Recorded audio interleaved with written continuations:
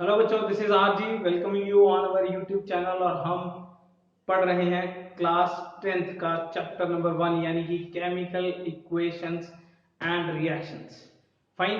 अपनी पिछले लेक्चर में हम लोगों ने केमिकल इक्वेशन क्या चीज होती है एंड उसके क्या क्या टाइप्स हैं, यानी कि हमने वर्ड इक्वेशन, सिंबल इक्वेशन, अब balanced equation and unbalanced chemical equation के बारे में पढ़ा था। और सबसे बढ़िया जो टॉपिक था उसमें ये था कि हमने रिएक्शन को बैलेंस करना भी सीखा था। क्लियर? तो अपनी यात्रा को आगे बढ़ाते हैं और आज का टॉपिक जो है वो है types of chemical reactions. Clear?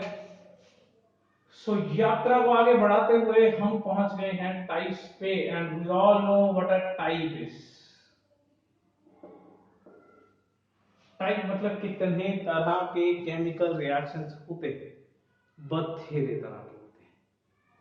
Fine. पर हमें कुछ जो 7-8 आपके, 2-4 मेरे एक्स्ट्रा, हम 10-12 टाइप्स केमिकल रिएक्शंस के पढ़ेंगे। तो बड़ा ध्यान देंगे, बहुत ही जबरदस्त टॉपिक है ये। ठीक है ना? एंड सारे का सारा चैप्टर इसी टॉपिक के अंदर समा जाता है ये। तो सबसे पहला जो है वो है कॉम्बिनेशन रिएक्शन। नाम से ही क्लियर है, कॉम्बिनेशन, जोड़ देना यानी कि, ठीक है ना, यानी कि जिसमें दो या दो से ज्यादा रिएक्टेंट मिलके एक प्रोडक्ट बना दे, जुड़ना है ना। ठीक है ना? सो बेसिकली क्या है, the reaction in which two or more than two reactants combine to form a single product is known as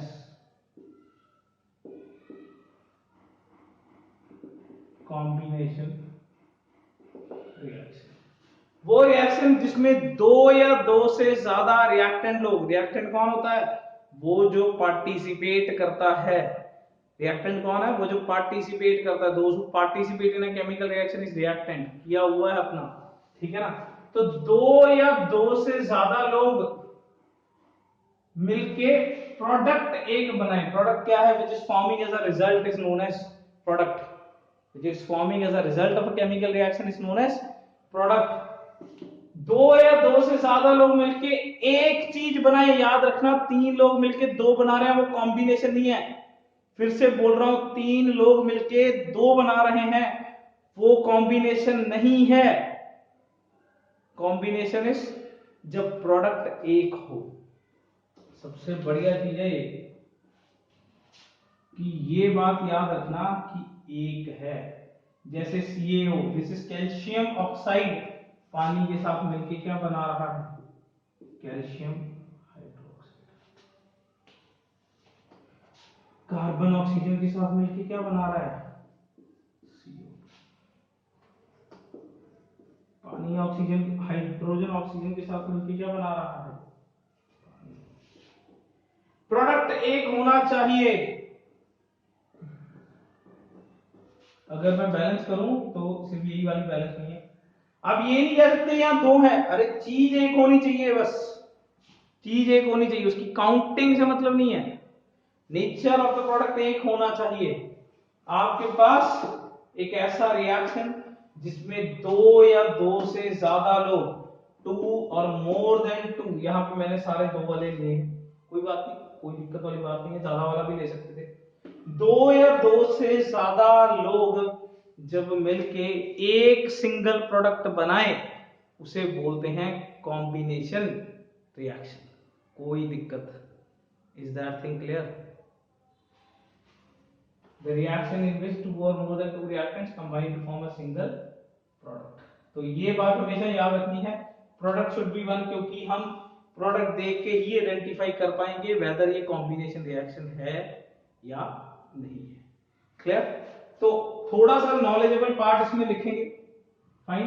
हम पूरा साल एक चीज लिखा करेंगे जिसका नाम है FYI, for your information section, ठीक है ना। फाइन, इसमें हम थोड़ी सी उसके बारे में एक्स्ट्रा बातें करेंगे जो हमें डेफिनेशन के अलावा रिक्वायर्ड है। Clear?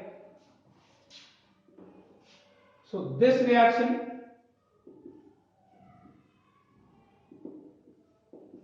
is also known as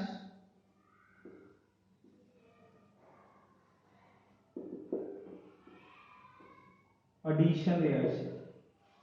इस रिएक्शन को एडिशन रिएक्शन भी बोला जाता है।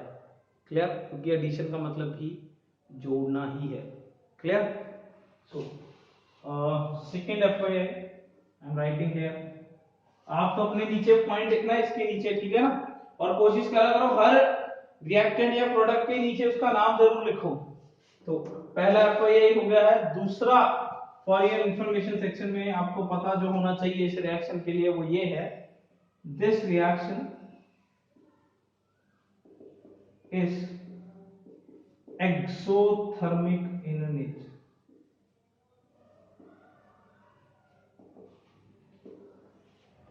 याद आया कुछ? पिछली क्लास में किया था हमने, उससे पिछली में, पहले वाले में क्या? एक्सो। एक्सो मतलब एग्जिट, थर्मिक हीट। ये एक ऐसी रिएक्शन है जिसमें हीट निकलती है।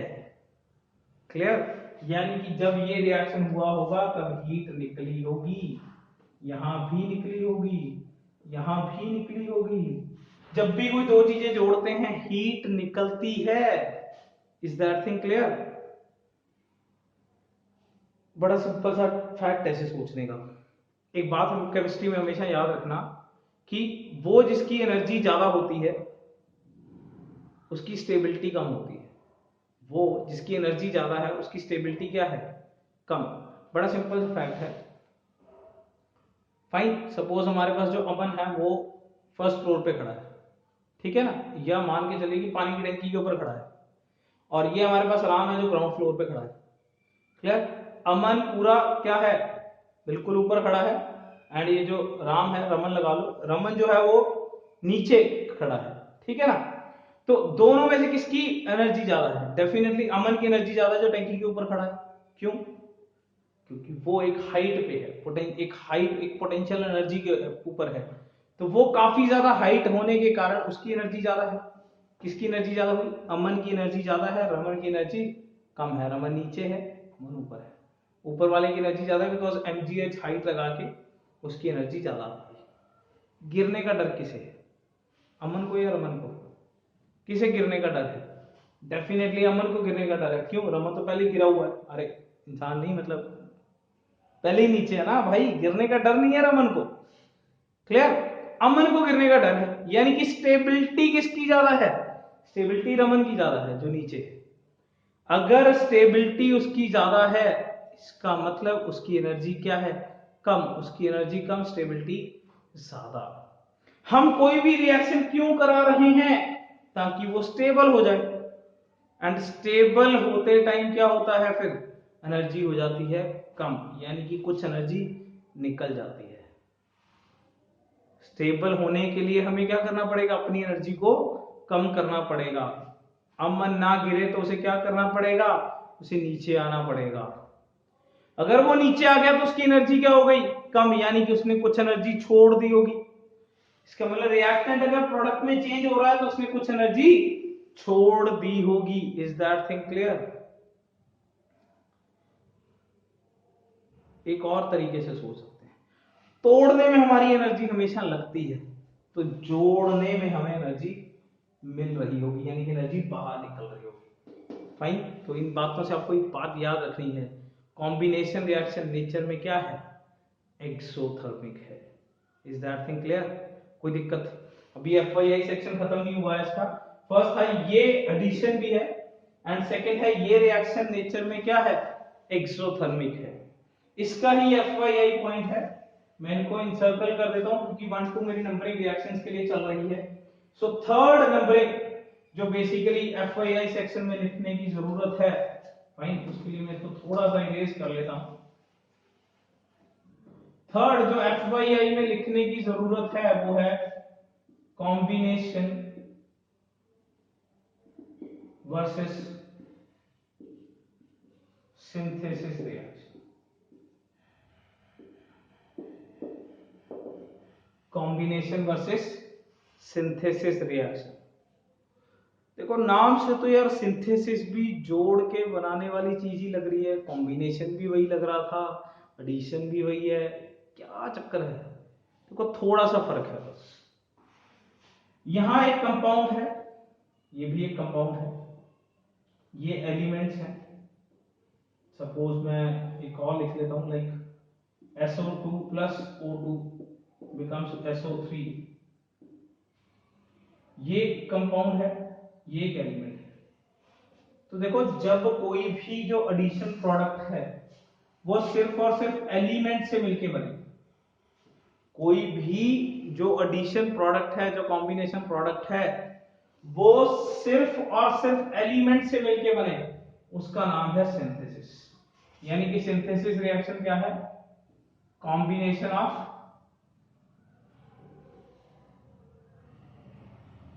Elements to form a single product.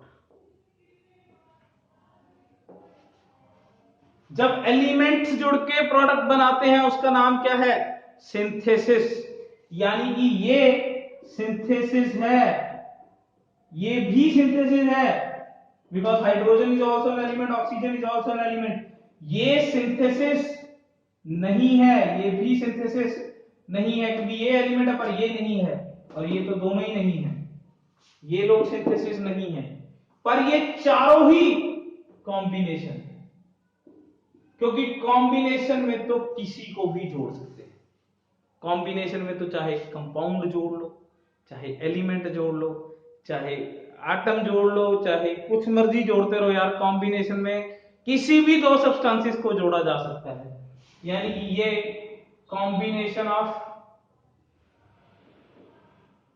Any substances है, जबकि वो सिर्फ और सिर्फ एलिमेंट्स है। यानी कि बड़ी चीज कौन है? बड़ी है combination. Every synthesis reaction is a combination reaction. Every synthesis reaction is a combination reaction, क्योंकि हर जिसमें एलिमेंट जुड़ता है, इसका मतलब सब्सटेंस तो जुड़ ही रहा है यार, एलिमेंट सब्सटेंस में तो आता ही है। किसी को अभी ये भी क्लियर नहीं है तो भाई जाइए 9th का चैप्टर रिकॉल करिए, अपनी वीडियोस में पढ़ा है, पढ़िए एटम क्या होता है, एलिमेंट क्या होता है। Clear? Every synthesis reaction is a combination reaction, but every combination is not synthesis, क्योंकि ये combination है पर synthesis नहीं है। Every synthesis reaction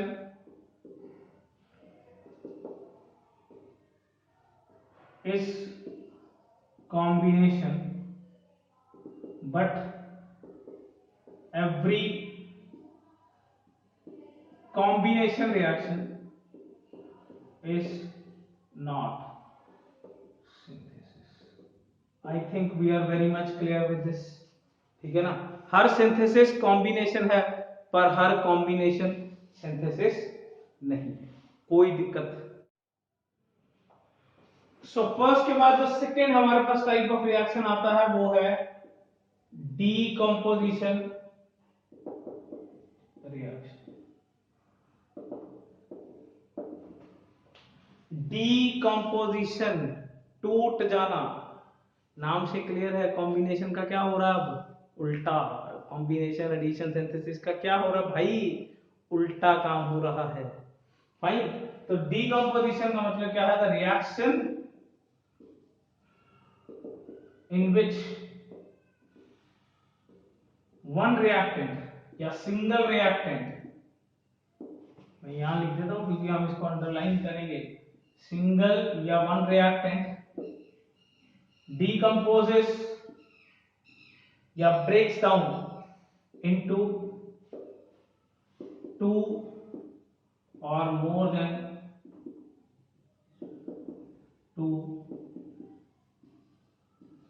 products। बड़ा ही सिंपल सा फैक्ट है। उसमें दो रिएक्टेंट लेके एक प्रोडक्ट बनाया था, इसमें एक रिएक्टेंट लेके दो या दो से ज्यादा प्रोडक्ट बनाए हैं। क्लियर?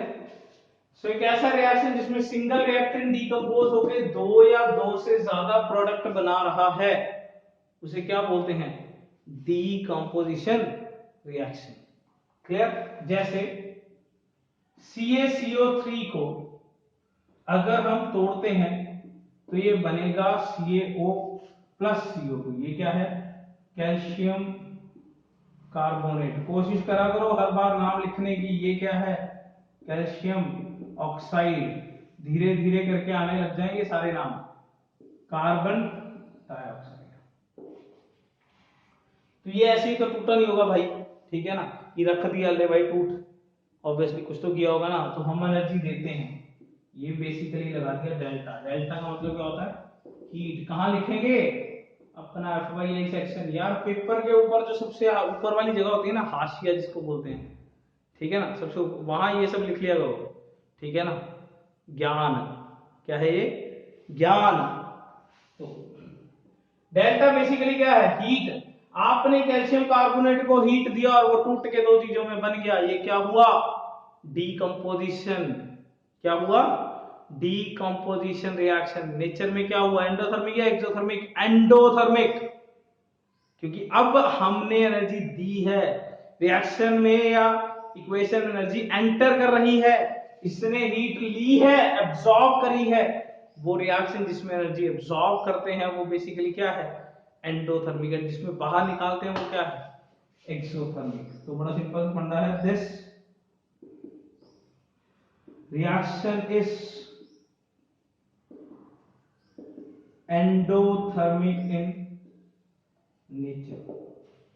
एंडोथर्मिक। एंडो मतलब एंटर करिए यहां पे हीट, क्योंकि किसी चीज को तोड़ने के लिए, उसे ब्रेक डाउन करने के लिए हमें एनर्जी देनी पड़ेगी। Is that thing clear? कोई दिक्कत? तो हमें एनर्जी देनी पड़ेगी जिससे ये पर्टिकुलर रिएक्टेंट जो होगा वो टूट जाएगा। यहाँ एक बात ध्यान देनी है, सिंगल रिएक्टेंट। वहां सिंगल क्या था? प्रोडक्ट। देखो रिएक्शन को रिकॉग्नाइज करने का यही एक तरीका है हमारे पास। इन्हीं सब छोटी छोटी बातों से हम लोग किसी रिएक्शन को ढूंढ पाते हैं कि ये कॉम्बिनेशन है या डीकंपोजिशन है। क्लियर? सो सिंगल रिएक्टेंट है, उसमें सिंगल प्रोडक्ट था। क्लियर? तो डीकंपोजिशन को थोड़ा और डीप पढ़ते हैं। जैसे उसमें बात ध्यान देने वाली थी सिंथेसिस वाली, कि सिंथेसिस सिर्फ एलिमेंट्स का है, वैसे ही डीकंपोजिशन के भी 3 टाइप्स हैं फर्दर। फाइन। डीकंपोजिशन बहुत अलग अलग तरीकों से पढ़ा जा सकता है कि किस चीज से डीकंपोजिशन हुआ, क्या दिया आपने कि वो डीकंपोज हो गया। तो डीकंपोजिशन के टाइप्स पढ़ते हैं आगे। तो अगर हम इसकी टाइप्स की बात करें तो हमारे पास 3 टाइप्स निकल के आती हैं। The very first is thermal decomposition, second one is electrical decomposition, and third one is photo decomposition। तीनों में होना डीकंपोज ही है, पूरी की पूरी डेफिनेशन सेम है। एक रिएक्टेंट है, उसको टूट के दो या दो से ज्यादा हिस्सों में बनना है, ठीक है ना? फाइन। तो थर्मल का मतलब है हीट। इसका मतलब हम सीधा एग्जांपल से कर लेते हैं। आप तो डेफिनेशन बड़ी आसानी से लिख सकते हो। The decomposition reaction in which one reactant is decomposing is breaking down into 2 or more than 2 products with the help of heat। with the help of heat, बस इतने से शब्द जोड़ने हैं। एक रिएक्टेंट प्रोडक्ट में चेंज होने के लिए अगर हीट की हेल्प ले रहा है, और हीट को हम किससे शो करते हैं? डेल्टा से, ट्राइंगल डेल्टा साइन से, ठीक है ना? तो उसे क्या बोला जाएगा? Thermal decomposition. क्लियर? वो डीकंपोजिशन जो हीट की हेल्प से हो रही है। एंड इलेक्ट्रिकल, अब तो नाम से क्लियर हो गया, इलेक्ट्रिसिटी। क्लियर? जैसे हम पढ़ते हैं ना इलेक्ट्रोलाइसिस ऑफ वाटर, इसमें कौन सा एग्जांपल आ गया? Electrolysis of water. तो भाई पानी के अगर सेपरेट करने हैं तो हम क्या करते हैं? इलेक्ट्रिसिटी प्रोवाइड करते हैं, जिससे हाइड्रोजन और ऑक्सीजन हमें अलग अलग मिलता है। बैलेंस कर लिया है, वो कोई दिक्कत नहीं है, नहीं भी करोगे, हम सिर्फ टाइप पढ़ना चाहते हैं किस तरीके का है ये, जिसमें एक रिएक्टेंट, अरे गिनती से नहीं, मतलब नेचर वाइज एक ही चीज होनी चाहिए, एक चीज मिलकर मतलब दो या दो से ज्यादा चीजें बना रही है। पानी को तोड़ने के लिए हीट नहीं चाहिए भैया, पानी को तोड़ोगे हीट देके, अगर पानी तोड़ जाएगा क्या होगा, पानी तोड़ जाएगा, क्लियर। तो पानी को तो क्या करना पड़ता है, इलेक्ट्रिसिटी देनी पड़ेगी, that's why this is known as electrical decomposition. And photo decomposition क्या है, यानी कि फोटो का मतलब होता है light, photon, photo is light. अगर आप लाइट दे रहे हो, ठीक है ना, सनलाइट या लाइट आप आर्टिफिशियली भी प्रोवाइड कर सकते हो, ठीक है ना, सनलाइट वगैरह की प्रेजेंस में अगर ये हो रहा है, जैसे AgCl जो है वो अगर सनलाइट दिया जाता है, सनलाइट का सिंबल होता है H म्यू, H म्यू थोड़ा टेढ़ी भी है, H म्यू जो है वो बेसिकली सनलाइट को रिप्रेजेंट करता है। यहां पे आपको क्या मिल जाएगा, Ag और क्लोरीन अलग अलग हो जाएगा। Ag क्या होता है, silver, this is silver chloride, silver अलग हो जाएगा, क्लोराइड Cl2 अलग हो जाएगा। Is that thing clear. अगर आपको सिल्वर क्लोराइड के पार्टिकल्स को या सिल्वर क्लोराइड को डिकम्पोज करना है तो आपको सनलाइट या लाइट की फॉर्म में देनी पड़ेगी, उसे हीट जो एनर्जी देनी है आपको, वो एनर्जी आप हीट में या इलेक्ट्रिसिटी में ना देके सनलाइट की फॉर्म में देते हो। Is that thing clear. Decomposition का मतलब है एक रिएक्टेंट का दो या दो से ज्यादा प्रोडक्ट में टूटना, वो आप थर्मली भी तोड़ सकते हो, इलेक्ट्रिकली भी तोड़ सकते हो, एंड फोटो केमिकली यानी कि with the help of light भी तोड़ सकते हो, कोई दिक्कत। सो अब हम डन है दो हमारी केमिकल रिएक्शंस के साथ, एंड काफी डीपर लेवल तक हम पढ़ चुके हैं दोनों को, that is combination and decomposition. Combination के अंदर हमने एडिशन, सिंथेसिस, एंड डीकम्पोजिशन के अंदर thermal, electrical and photo decomposition, ये सब कुछ कर लिया है, क्लियर। तो आगे भी ये कंटिन्यू रहेगा part, types of chemical reaction, पढ़ते रहिए, लाइक करिए, शेयर करिए, एंड मुझे यार जरूर मैसेज करके बताया करिए आपको ये लेक्चर कैसा लगा। Thank you.